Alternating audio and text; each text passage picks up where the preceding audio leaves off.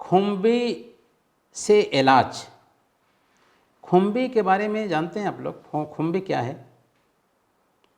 Mushroom جانتے ہیں؟ Mushroom سنا ہے؟ کھائے ہیں؟ نہیں کھائے. مشروم کی کیا اہمیت ہے؟ صحیح بخاری اور صحیح مسلم کی روایت ہے.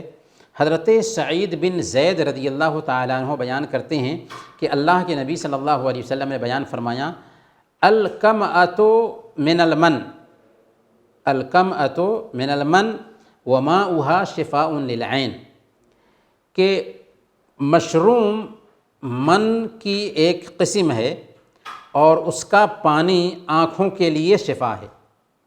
مشروم کیا ہے؟ یہ ایک پودا ہے جس کے پتے یا تنے نہیں ہوتے، بغیر لگائے ہوئے چھتری کے جیسے زمین میں اوپر کے حصے میں اگ جاتے ہیں، اور بارش کے دنوں میں یہ زیادہ اگتا ہے، تو اس کو مشروم کہتے ہیں.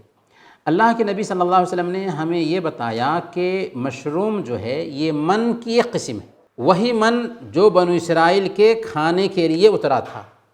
اور اگر اس من یا اس مشروم سے علاج کریں، اور علاج کا طریقہ کیا ہوگا؟ کوئی بھی جب علاج کی بات ہوتی ہے تو ہم اپنے من سے جیسے چاہیں گے ویسے علاج نہیں کریں گے.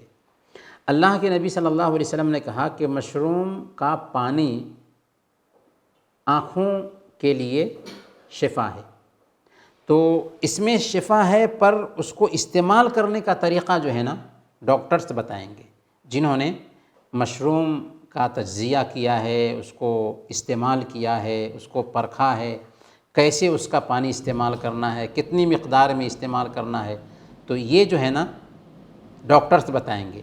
اللہ کے نبی صلی اللہ علیہ وسلم نے بنیادی اصول بتایا کہ مشروم جو ہے یہ من کی ایک قسم ہے، اور اس کے پانی کے ذریعہ اگر علاج کیا جائے آنکھ کا تو آنکھ کی بیماری میں ہمیں اس سے شفا ملتی ہے.